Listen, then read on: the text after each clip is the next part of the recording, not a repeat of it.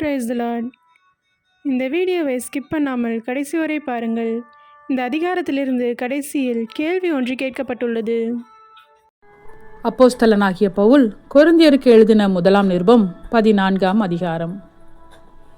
அன்பை நாடுங்கள், ஞான வரங்களையும் விரும்புங்கள், விசேஷமாய் தீர்க்க தரிசன வரத்தை விரும்புங்கள்.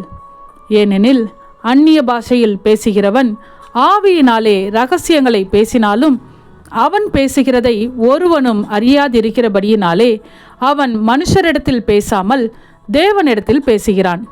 தீர்க்க தரிசனம் சொல்லுகிறவனோ மனுஷனுக்கு பக்தி விருத்தியும் புத்தியும் ஆறுதலும் உண்டாக்கத்தக்கதாக பேசுகிறான். அந்நிய பாஷையில் பேசுகிறவன் தனக்கே பக்தி விருத்தி உண்டாக பேசுகிறான். தீர்க்க தரிசனம் சொல்லுகிறவனோ சபைக்கு பக்தி விருத்தி உண்டாக பேசுகிறான்.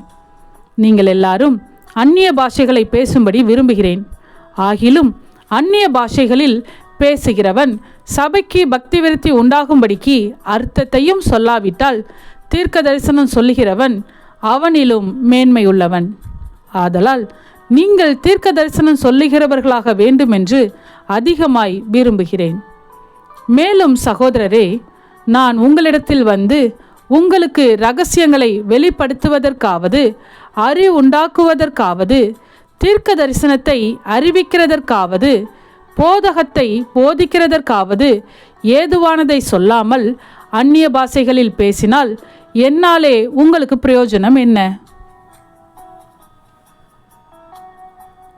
அப்படியே புல்லாங்குழல், சுரமண்டலம் முதலாகிய சத்தமிடுகிற உயிரில்லாத வாத்தியங்கள் தொனிகளில் வித்தியாசம் காட்டாவிட்டால் குழலாலே ஊதப்படுகிறதும் சுரமண்டலத்தாலே வாசிக்கப்படுகிறதும் இன்னதென்று எப்படி தெரியும்?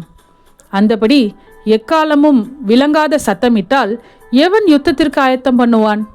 அதுபோல நீங்களும் தெளிவான பேச்சை நாவினால் வசனியாவிட்டால் பேசப்பட்டது இன்னதென்று எப்படி தெரியும்? ஆகாயத்தில் பேசுகிறவர்களாய் இருப்பீர்களே. உலகத்திலே எத்தனையோ விதமான பாஷைகள் உண்டாயிருக்கிறது. அவைகளில் ஒன்றும் அர்த்தம் இல்லாததல்ல. ஆயினும் பாஷையின் கருத்தை நான் அறியாமல் இருந்தால் பேசுகிறவனுக்கு அந்நியனாய் இருப்பேன், பேசுகிறவனும் எனக்கு அந்நியனாய் இருப்பான். நீங்களும் ஆவிக்குரிய வரங்களை நாடுகிறவர்கள் ஆனபடியால் சபைக்கு பக்தி விருத்தி உண்டாக்கத்தக்கதாக அவைகளில் தேரும்படி நாடுங்கள். அந்தபடி அந்நிய பாஷையில் பேசுகிறவன் அதன் அர்த்தத்தையும் சொல்லத்தக்கதாக விண்ணப்பம் பண்ண கடவன். எண்ணத்தினாலெனில் நான் அந்நிய பாஷையிலே விண்ணப்பம் பண்ணினால் என் ஆவி விண்ணப்பம் பண்ணுமே அன்றி என் கருத்து பயனற்றதாய் இருக்கும். இப்படி இருக்க செய்ய வேண்டுவதென்ன? நான் ஆவியோடும் விண்ணப்பம் பண்ணுவேன், கருத்தோடும் விண்ணப்பம் பண்ணுவேன். நான் ஆவியோடும் பாடுவேன், கருத்தோடும் பாடுவேன்.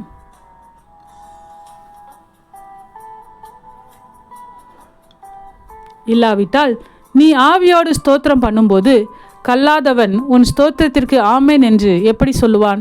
நீ பேசுகிறது இன்னதென்று அவன் அறியானே. நீ நன்றாய் ஸ்தோத்திரம் பண்ணுகிறாய், ஆகிலும் மற்றவன் பக்தி விருத்தி அடைய மாட்டானே. உங்கள் எல்லாரிலும் நான் அதிகமாய் பாஷைகளை பேசுகிறேன். இதற்காக என் தேவனை ஸ்தோத்திரிக்கிறேன். அப்படியிருந்தும் நான் சபையிலே அந்நிய பாஷையில் 10,000 வார்த்தைகளை பேசுகிறதிலும் மற்றவர்களை உணர்த்தும்படி என் கருத்தோடே 5 வார்த்தைகளை பேசுகிறதே எனக்கு அதிக விருப்பமாய் இருக்கும்.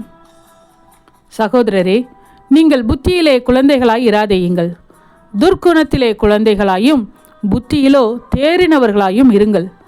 மறு பாஷைக்காரராலும் மறு உதடுகளாலும் இந்த ஜனங்களிடத்தில் பேசுவேன், ஆகிலும் அவர்கள் எனக்கு செவி கொடுப்பதில்லை என்று கர்த்தர் சொல்லுகிறார் என்று வேதத்தில் எழுதியிருக்கிறதே. அப்படி இருக்க அந்நிய பாஷைகள் விசுவாசிகளுக்கு அடையாளமாய் இராமல் அவ்விசுவாசிகளுக்கு அடையாளமாய் இருக்கிறது. தீர்க்க தரிசனமோ அவ்விசுவாசிகளுக்கு அடையாளமாய் இராமல் விசுவாசிகளுக்கு அடையாளமாய் இருக்கிறது. ஆகையால் சபையார் எல்லாரும் ஏகமாய் கூடி வந்து எல்லாரும் அந்நிய பாஷைகளிலே பேசிக்கொள்ளும்போது கல்லாதவர்களாவது அவ்விசுவாசிகளாவது உள்ளே பிரவேசித்தால் அவர்கள் உங்களை பைத்தியம் பிடித்தவர்கள் என்பார்கள் அல்லவா?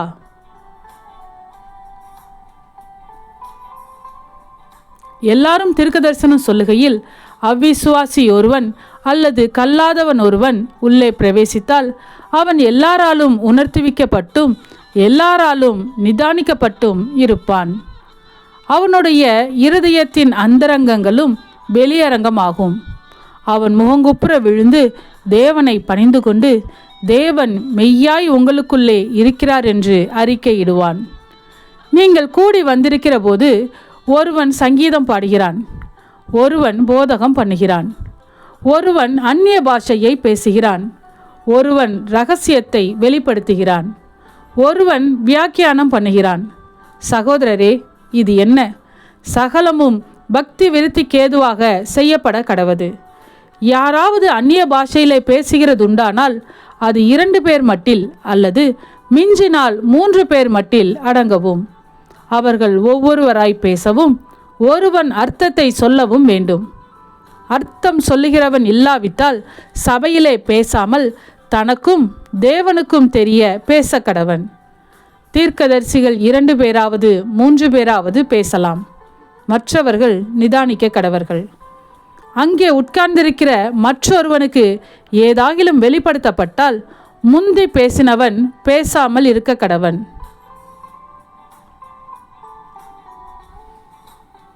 எல்லாரும் கற்கிறதற்கும் எல்லாரும் தேறுகிறதற்கும் நீங்கள் அனைவரும் ஒவ்வொருவராக தீர்க்க தரிசனம் சொல்லலாம். தீர்க்கதரிசிகளுடைய ஆவிகள் தீர்க்கதரிசிகளுக்கு அடங்கி இருக்கிறதே. தேவன் கலகத்திற்கு தேவனாயிராமல் சமாதானத்திற்கு தேவனாய் இருக்கிறார்.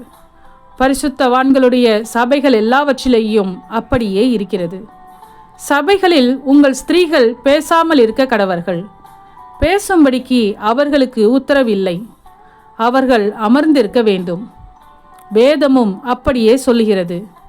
அவர்கள் ஒரு காரியத்தை கற்றுக்கொள்ள விரும்பினால் வீட்டிலே தங்கள் புருஷரிடத்தில் விசாரிக்க கடவர்கள். ஸ்திரீகள் சபையிலே பேசுகிறது அயோக்கியமாயிருக்குமே. தேவ வசனம் உங்களிடத்தில் இருந்தா புறப்பட்டது, அது உங்களிடத்திற்கு மாத்திரமா வந்தது. ஒருவன் தன்னை தீர்க்கதரிசி என்றாவது ஆவியை பெற்றவன் என்றாவது எண்ணினால் நான் உங்களுக்கு எழுதுகிறவைகள் கர்த்தருடைய கற்பனைகள் என்று அவன் ஒத்துக்கொள்ள கடவன். ஒருவன் அறியாதவனாய் இருந்தால் அவன் அறியாதவனாய் இருக்கட்டும். இப்படி இருக்க சகோதரரே, தீர்க்க தரிசனம் சொல்ல நாடுங்கள். அந்நிய பாஷைகளை பேசுகிறதற்கும் தடை பண்ணாதிருங்கள். சகலமும் நல்லொழுக்கமாயும் கிரமமாயும் செய்யப்பட கடவது. ஆமென். இன்றைய கேள்வி: தீர்க்கதரிசிகளுடைய ஆவிகள் யாருக்கு அடங்கி இருக்கிறது? உங்க பதில கமெண்ட் பண்ணுங்க. சத்தியத்தையும் அறிவீர்கள், சத்தியம் உங்களை விடுதலையாக்கும். இந்த வசனத்தின்படி அநேகர் சத்தியத்தை அறிந்து விடுதலையாக்கப்பட இந்த சேனலை லைக் செய்யுங்கள், அநேகருக்கு ஷேர் பண்ணுங்கள். ஜீவ வார்த்தையை தினமும் கேட்க சப்ஸ்கிரைப் செய்யுங்கள்.